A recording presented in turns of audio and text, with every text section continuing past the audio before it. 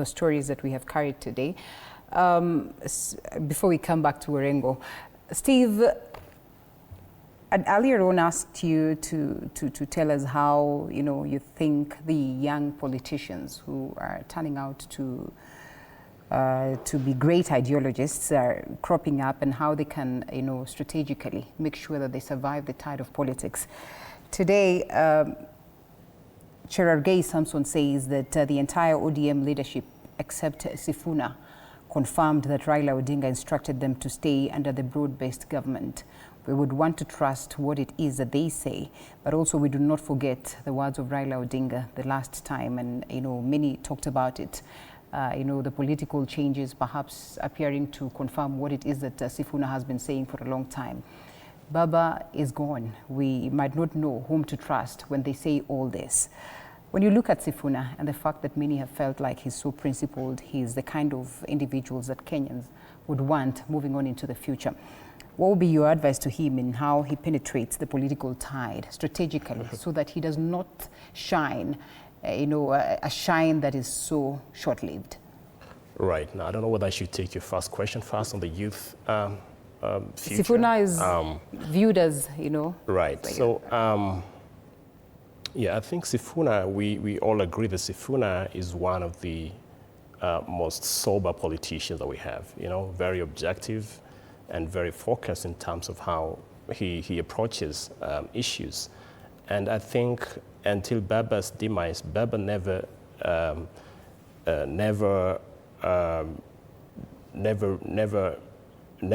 discredited what Sifuna said. I think in all the public spaces he appeared, he actually appeared to support Sifuna's position, which he said was the party's position in many ways. I think post Raila's demise, of course, there's bound to be tension. That's going to be there based on the kind of remarks we had by different speakers. There appear to be two factions, like has been reported. One feeling like we need to. This is where Baba left us in the broad-based government, and so we have to be here until the end. And the other one that is also led by people like Sifuna and Babu, feeling like we need to have an alternative voice and stick to what we believe is the original ODM ideology, of calling out government whenever it's wrong, on corruption, on bad governance and things like that. Mm-hmm. And so let's see how things are going to evolve. I think it's too early to make assumptions as to the stability of the party. And I think from a youth perspective, which was your first question, I think we can never doubt the zeal with which young people are beginning to come out and occupying the rightful place in this country. Right from last year, during the Gen Z protest, we see young people are becoming tired of being passive in terms of governance issues. They want to be involved. They want to be, and so I think the gap that young people and the Gen Z in general have to really stand up and fill is to be organized. I think one of the challenges that the Gen Z, has is not having a leadership that speaks on their behalf. Mm-hmm. I think it's time they really organize, and I think that was one of the biggest undoing from last year. People like Makore and the other folks who sprouted as leaders of the Gen Z protests just being bought by other political parties, and then that voice just get muzzled. And so I think it's really important that they rethink how to organize better, have a leadership, and because this is politics, even decide to come up with a political party that really resonates with the ideology that I think is very progressive. Right. Fair enough. Daktari, President William Ruto is saying that he will not allow for people to come and play around with ODM and play the kind of opposition politics, acknowledges that indeed it is such a blow for him now that the Right Honorable Raila Odinga is no more, and especially for the broad-based government. Are we seeing a president who is firm enough, and has he taken over ODM in a way when he speaks of the fact that he's going to fight tooth and nail to make sure that ODM stays afloat? I think we are witnessing a president who is in a very fragile place. His lifeline remains the broad-based government. The central pillar against which he is leaning is the ODM support, especially in parliament, having lost a significant constituents that he rode on to power in 2022. He has had Raila Odinga as a beam that has been holding his government in place, and he needs to very quickly ensure that there is solidarity within ODM, without which he will find himself on the limb. And, therefore, he begins even to contravene the Political Parties Act by tampering with the affairs of another party, seeming now to be the one who is going to speak for that party in the absence of a binding agreement that has been entered into by ODM and UDA. We were in this studio some time back when some of us were questioning the broad-based government because it's not just extra-legal, it is actually illegal. It is a contravention of the Constitution of Kenya, and it is a contravention at a lower level of the Political Parties Act.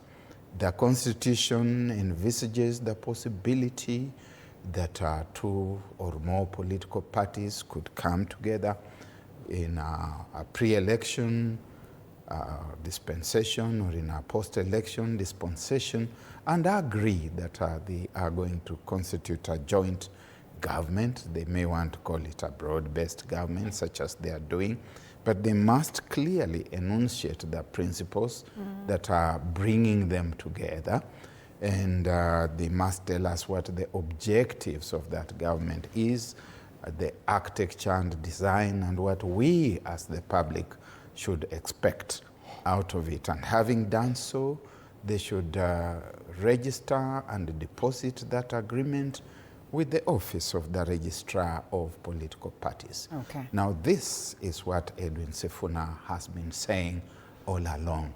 And so when we talk about Odingaism, because one of these days we, in the scholarship space, professor, must look into the notion of Odingaism, which is non-conformism, political non-conformism, that you don't just get onto the bandwagon and support things that Raila Baba said we should not leave this space. Odinga did not tell people that they should stop thinking. He did not tell people that they should not stop being rational. And that is why Edwin Sifuna is speaking out. He is still faithful to the path that Raila Odinga taught him about. And he finds himself in the college of alone-standing individuals in moments of irrationality. When everyone else loses their mind, they surrender the faculty of thought, the intellect, because they have seen transient material benefits. Okay. The alone-standing people, whether it is Socrates, whether it's Joan of Arc, whether it is Christopher Columbus, whether it is Jesus Christ, whether it is Dr. Stockman in Henrik Ibsen's The Man of the People, Thomas More, the alone-standing man is most of the time right. And the cries that I've been hearing from Kango Jaramogi today echo, they resonate with the echo of crucify him, and even outsiders like President William Ruto and Senator Cherargei now come to the forefront yelling, "Crucify him, crucify him." Okay. And Edwin Sifuna must derive courage and comfort from the knowledge that he is now on the path to greatness, and he must remain firm, because to get to the top of greatness, yeah, you must, as the gentleman who wrote, what is it called, Pilgrim's Progress, John Bunyan, indicates that it's a very difficult path. Yeah, okay.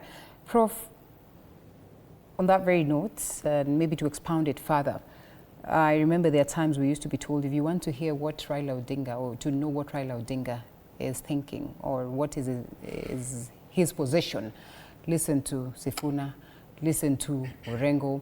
And we have seen just how much in the first stages they castigated the broad-based government. And later on, BAMBA, in a way, shifts the tone to say that, yes, ODM watajipanga when it comes to the 2027 general election. And people almost began saying that this is his true position. Some questioning whether he's going to be with President William Ruto up until the end. You hear Orengo saying, please do not kill political parties. That message perhaps directed to President William Ruto. Is this a scared Orengo that indeed, no matter how much everyone else wants to paint a picture of ODM will hold, there is trouble in paradise? Yes, there is a lot of trouble in paradise. And one of the indicators is the president himself said so. Because he said he will not allow, which means he's running it. Okay. Because the only way he can not allow is if he's the one deciding what's going on. So there is a problem there. And so there is a resistance as to whether the president should be controlling ODM as a party. Now, Raila as a politician,